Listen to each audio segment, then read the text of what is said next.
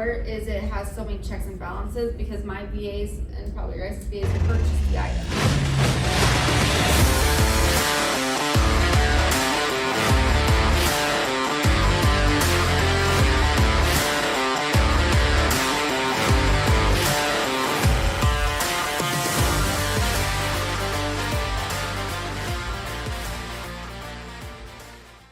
What I like to do, I like to be one of the only sellers that can say I've never got an IP complaint, I've never got a counterfeit complaint, I've never gotten shut down. I tend to be really safe, and so that I can show that like you can do this without as much guidance.